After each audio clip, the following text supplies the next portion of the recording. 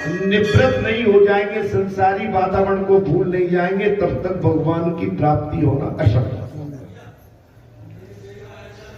अर्थात महाराज, अर्थात गोपियों को रिश्तेदारों ने रोका, किंतु वे कब रुकने वाली थी? भगवान की चाहत में, भगवान के प्रेम में, भगवान के प्रति व्याकुलता, तड़पन, आतुरता इतनी बढ़ गई थी, जबकि उनके घर वाले, परिवार, नातेदारों ने रोकने की कोशिश की, लेकिन गोपिकाएं कब रुकने वाली थी? उनका मन तो मनमोहन के स्नेह में जो लगा। गोपिकाओं का मन मनमोहन ने महाराज चुरा लिया। सूरदास ने यही तो कहा है, मोहन मन मोहे लियो लिपित वेद बजाई, और मुरली धुने श्रवण सुनत विषय भर आई। लोक लाज कुल की मर्यादा बिसराई, और घर घर उपासना सुनते नेक ना लजाई। जबकि उनकी घर में निंदा होती थी, पागल हो गई थी, वो पर पुरुष के पीछे लगी रहती थी। क्या कहती थी महाराज? लोक लाज सब छोड़ दी। जैसे मीरा ने मेरे तो कृत गोपाल दूसरा ना कोई, जाके सिर बोलो। जब हमारी व्याकुलता, मेरे तो भगवान के अलावा, बालाजी सरकार के ब्राह्मण के अलावा मुझे कोई और दूसरी बात स्वाती नहीं है। मुझे केवल वही चुनरी अच्छी लगती है। कौन सी? जो राम नाम की चुनरी ओढ़ के बालाजी सरकार में लहराती रहती है।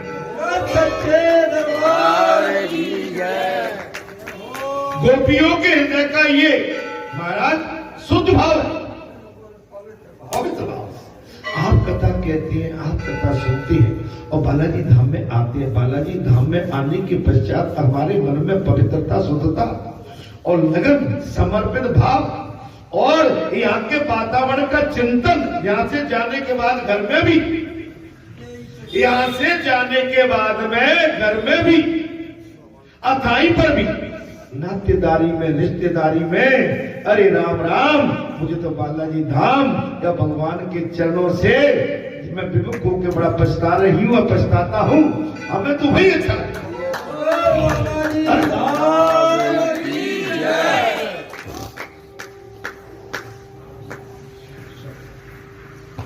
अब आप ऐसी लागी लगन मीरा हो गई। आपकी हमारी लगन अगर लग जाती है महाराज, अब आप अंदाजा लगा लो, एक दिन नहीं रुक जाते किसी भी माने, है ना, लेकिन वो दिन ऐसा निकलता, और जब आते तो जो लगता वर्षों में लौट के आते हैं। अगर एक दिन का गैप हो जाए तो जो लगता हमें पता नहीं कितने वर्षों में जा रहे हैं।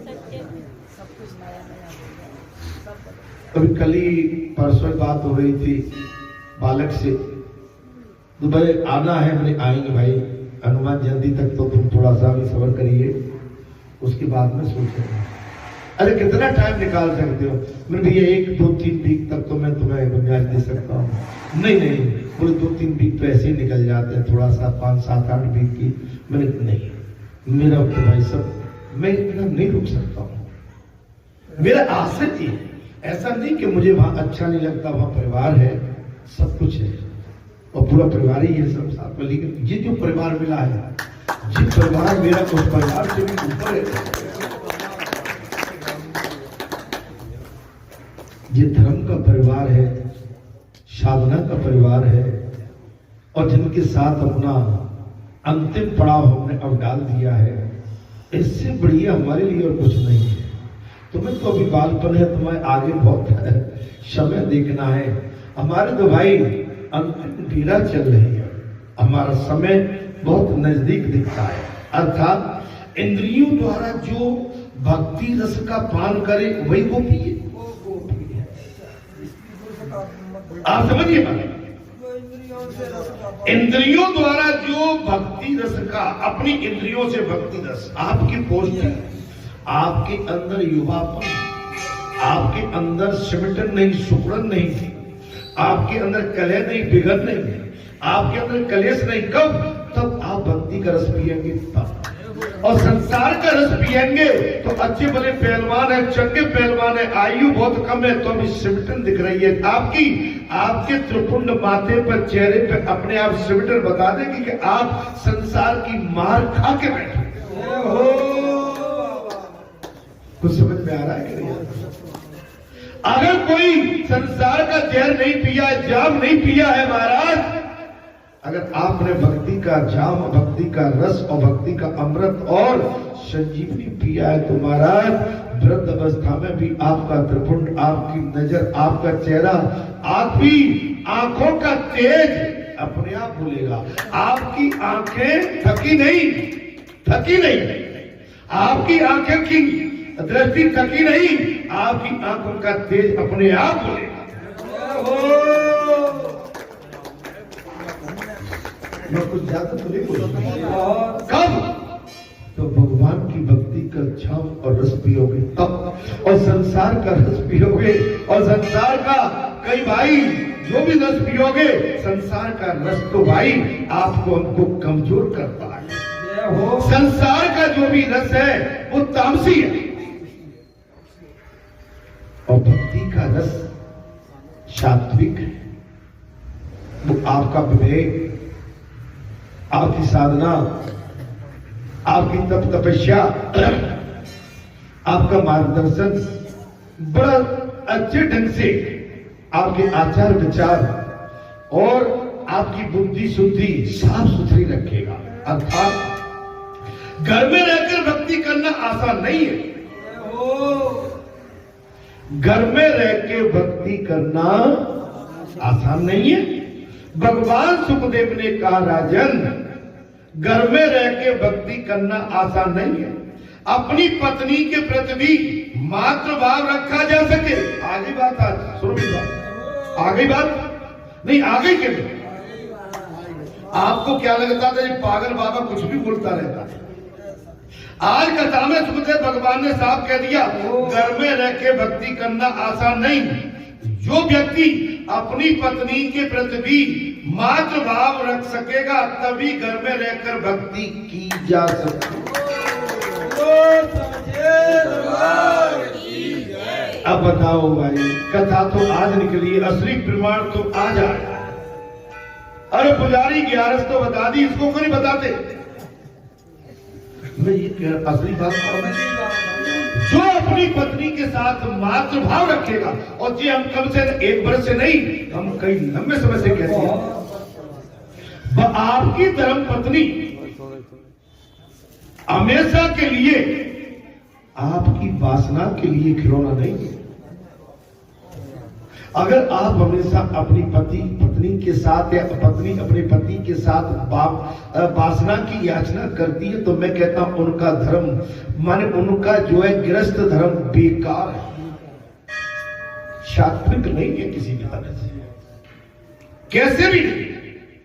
अगर कोई ऐसा दृश्य आ जाए और खराब दृश्य को देखकर पत्नी लज्जित न हो, पति लज्जित न हो, तो समझना उनकी साधना पक्की है। अगर दोनों लज्जित नहीं हुए तो फिर उनकी वासना भी पक्की है। दादी हम और तो क्या बात करें, टीवी में कभी विज्ञापन आते तो कोई नहीं, मतलब वैसे आते हैं हम एकदम आंखें झुका लेते हैं। समाचार विज्ञापन में आप जानते हैं बात, आप अगर ऐसे उसको देख के आप अगर मुस्कुराए हो तो माने वासनाएं फिर तो माने आप मुस्कुराना मतलब आपने उसको सहमति दी थी, और जब आपने नजर झुका ली तो हमने कहा नहीं, हमारे काम नहीं, हम इस दृश्य को देखना भी पसंद नहीं करते। कोई बात समझ में आ रही है कि नहीं आ रही? अरे जाओ जी जाओ, अरे जाओ जी जाओ, तुम तो भाई बहुत भोले हो सब, बहुत भोले। आप जानते नहीं हम अनादि की हैं, हम आज के नहीं हैं, हम अनादि की हैं। हमारा जन्म मनुष्य योनि में अवश्य हुआ है, लेकिन हम अनादि से हैं, हम आज के नहीं हैं। हम इसमें जो लिखा हुआ है जी, कई अनादि से हम जानते हैं इस चीज को, और जानते हुए अरे हम मानते नहीं है तो हम यही कहेंगे अरे जाओ जी जाओ, तुम हमें पहचानते नहीं। अनादि से जानते हैं। इसलिए मेरा आपसे विशेष अनुरोध है, घर में, परिवार में, गांव में, गली में हमने तो सेवा भी दी, सास की सेवा दी, लेकिन जहां भी रह के आए पड़ोसी हमारी आवाज नहीं सुन पाया हो। हम कब कैसे निकलते थे, कहाँ बैठते थे, इफेक्ट कोई नहीं। हमारा मित्र मंडली भी ज्यादा नहीं था, हमने कभी ज्यादा नहीं का भाई बहुत बड़ा चचेरा रूप करे, नो, सिंगल मैन की तरह रहे। कैसे रहे? ओनली सिंगल मैन की तरह रहे। न मेरी एंट्री घर में किसी की, न मेरे घर में किसी की एंट्री, सावधान। समझ लो, ये जीने का ऐसा नहीं मैं कोई किसी से विरोध करता था, मेरा किसी से वो नहीं था, मेरा वो नहीं था, मिलना जुलना मिलता था, लेकिन घर के चौका तक नहीं भाई, गुस्सा और मेहमान आते, आप लोग आओगे तो आप ऐसा नहीं कि मैं घर से आपको बाहर कर दूंगा, लेकिन उतने ही टाइम तक का है बस। अगर हम कहें कि नहीं भाई अब आप आ गए, मैं आप पे पहुंच गया तो बहुत हम अंदर, नो नो, हो गया। कोई मौका था, एक समय था, आप आए, हमने न्योता दिया, कोई कारण रहा होगा, आप आए, बैठे बैठे, ठीक है, उसके बाद बात खत्म। हमारे जीवन में जीना है, आपको जीवन को अगर सुख में और आनंद में बसाना है तो महाराज आपको बहुत बड़े त्याग करने होते हैं। भीड़ में आदमी मारा जाता है। नंबर एक, आप जितनी भीड़ जोड़ोगे, जितनी भीड़ में बात करोगे, आप उतने कमजोर होते चले जाओगे। नंबर एक तो मैं ये कहता हूं, क्या पुजारी जी, बात आ गई महाराज, घर में रहकर भक्ति करना आसान नहीं है। अपनी पत्नी के प्रति मातृभाव रखा जा सके तभी घर में रहकर भक्ति की जा सकती है। भक्ति की तन्मयता में स्त्री पुरुष का देववान मिटाना पड़ता है। अब आगे बात,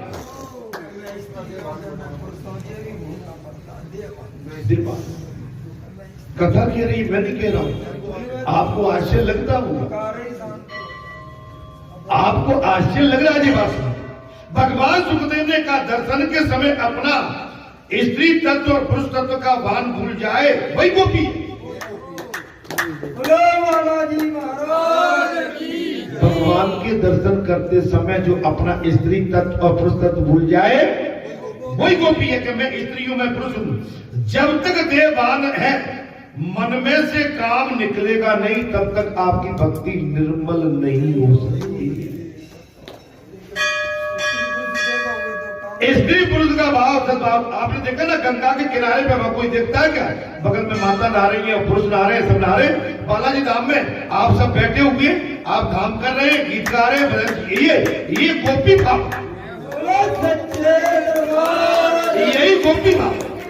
याद ये नहीं है कि मेरी सास बैठी है, मेरे ससुर बैठी है, माने जो भगवान की भक्ति में जो धाम कर बैठा, गा गया और नाच गया, वो अपने देह का भाव भूल गया, वो भक्ति में निपुण और भक्ति में संलग्न हो गया, वही सच्ची भक्ति है,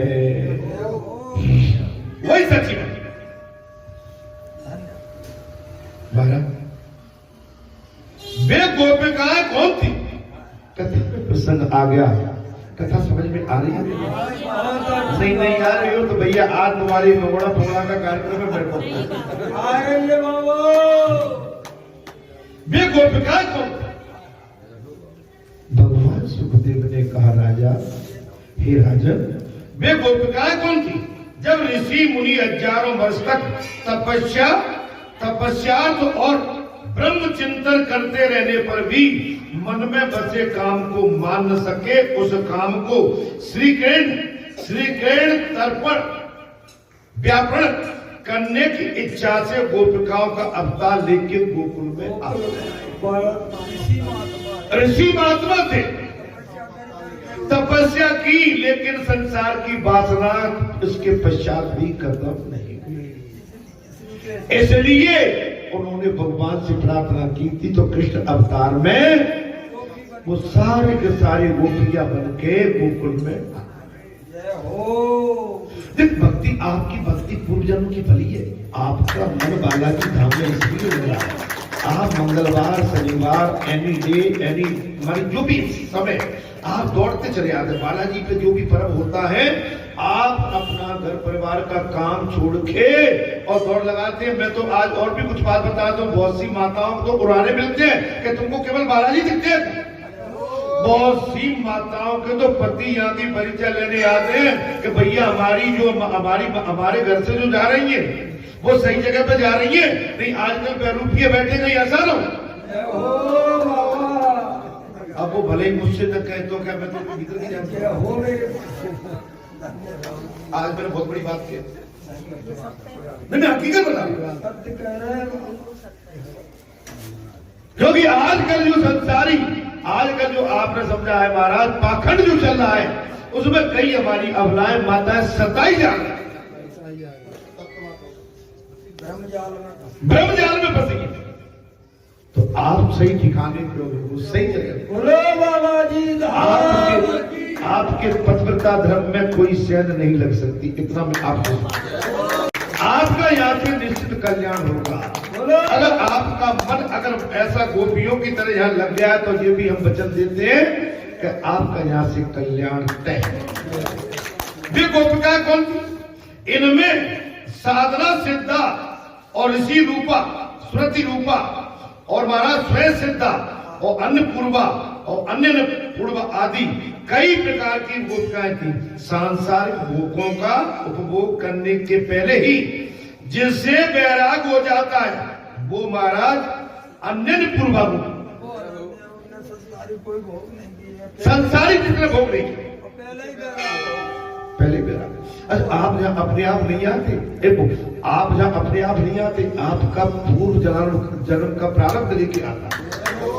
आपकी भक्ति में कई जन्मों में जो कमी थी वो बालाजी धाम ग्राम बरेटा में बालाजी के प्रांगण में उनके चरण में बैठ के यहाँ से राम कथा सुनने के बाद में कल्याण और आपका उद्धार होने वाला है। अगर आप इसी ललक से, इसी भाव से जुड़े रहे तब। मैंने अभी एक बहुत बड़ी बात कह दी कि हमारी कई माताएं आती हैं, माने उन जब आने लगी तो उनके पतियों को मालूम जाती कहाँ 5 बजे, या इतनी जल्दी जाती कहाँ है। उनके पतियों को चिंता हुई कि भाई जाती कहाँ है। आजकल जो पंडालों में तो उनके पति भी यहाँ की परिचय लेके चले गए हमारा। अब मुझे कोई बताए ना बताए, लेकिन हम मैं गलत नहीं हूँ। अब आप तो मैंने बहुत बड़ी बात कह दी। अच्छा मुझसे आज पूछ लो कि हमारा भविष्य क्या चल रहा है, खड़े होकर को पूछो। हम आपको बता दें किसके मन में क्या चल रहा है। अगर मैं बहुत ज्यादा खोलूंगा तो पढ़ते कई लोग फिर सच्चे दरबार की जय। हम उधर नहीं जानना चाहते, आप तो राम कथा सुनो, पर भगवान के चरणों में अनुराग करके बैठ जाओ, बस इसी में हमारा तुम्हारा कल्याण। केवल वृक्षों के पत्ते खाने वाले तपस्वी ऋषि को भी काम सताता है। केवल वृक्षों के पत्ते खाने वाले ऋषि मुनियों को भी संसार की वासना सताती है। भगवान सुखदेव ने कहा राजन ऐसा नहीं है कि भोजन से, तामसी भोजन से बड़बड़े ऋषियों ने बड़बड़ी याचनाएं की है, प्रयास किए कि जिन्होंने केवल वृक्षों के भोजन, वृक्षों के पत्तों का आहार लेकर भोजन प्राप्त किया, उनको भी काम सताता है। जो जीव के लाड़ करने में ही लगे रहते हैं, जो जीव को चटनी बना के लगे रहते हैं, बाले हम जैसे साधारण मानव की तो चर्चा ही क्या। जो ऋषि केवल पत्ते चबा के अपने पेट का आहार की पूर्ति करते थे वो भी वासना में भटक गए, और हम तो चट्टपन करते हैं कि आज मंगोड़ा बन रहे खुशबू आए,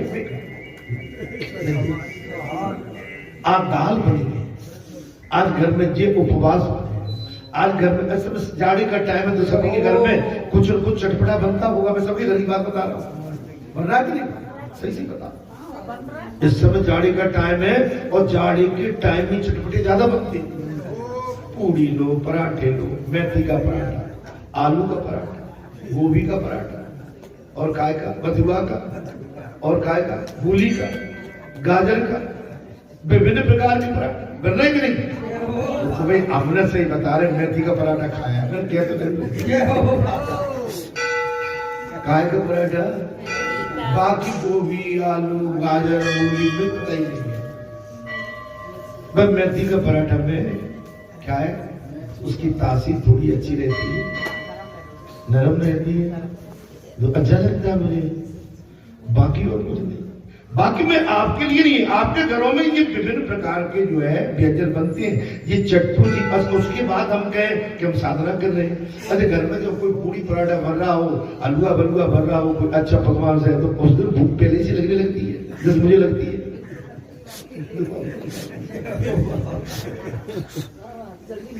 जल्दी जैसे मुझे लगने लगती है ना, जल्दी। तो ये बड़े, अब हम कह रहे हैं चट्टू जी, बात आ गई जीव की। क्या आ गई महाराज?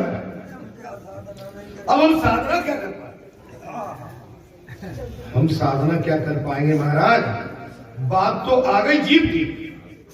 केवल वृक्षों के पत्ते खाने वाले तपस्वी ऋषि को भी काम वासना सताती है, तो जीव के लाड जो जीव से प्रेम करते हैं, तो वो कैसे लाड टपकाते हैं?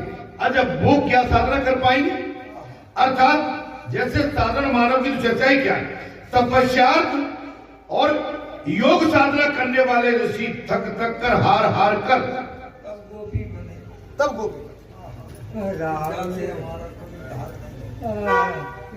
गोपी बने। महाराज ईश्वर हार हार कर अपना काम कृष्ण अर्पण करने के लिए गोपी बनकर आए। कैसे भी करके हमारी काम वासना संसार की छुड़ा देंगे, छुड़ा देंगे। ईश्वर को काम अर्पणा करके निष्कामी बनो, ईश्वर को अपना संसारी वातावरण अलग कर और उसके बाद निष्कामी बनो। पाराशर मुनि सूर्य को वश में करके, पाराशर मुनि सूर्य को वश में कर सके, किंतु अपने काम को नहीं कर पाए। पाराशर ऋषि सूर्य को तो अपने वश में कर लिया, लेकिन काम को नहीं। 60,000 वर्ष तक तपस्या की, वो कथा मैंने पहले सुनाई। पाराशर ऋषि ने 60,000 वर्ष तक तपस्या की, लेकिन एक यमुना के किनारे एक मल्लाह की लड़की सुंदरी थी, उस पर आसक्ति हो गई, वासना जाग गई और महाराज हाथ पकड़ लिया उस लड़की का। और उस लड़की ने जहां तक कहा था कि तुम कहाँ हो, मैं तो छोटी जात की, छोटे कुल की हूँ, तुम ब्राह्मण हो, तुम मुनि हो, तुम ऋषि हो, ये क्या करते हो, बोले कुछ भी हो। तो लड़की ने कहा कि इस समय दिन है। तो ऋषि ने अपनी तपस्या के प्रभाव से और सूर्य भगवान को भी अपने आवरण से ढक दिया। तो कथा में वही बात, हमारे संसार की वासना में लिप्त, संसार की वासना में लिप्त पाराशर जी ने सूर्य को तो ढक दिया, लेकिन अपनी संसार रूपी वासना को रोक नहीं पाए। मनुष्य का सबसे बड़ा शत्रु है काम।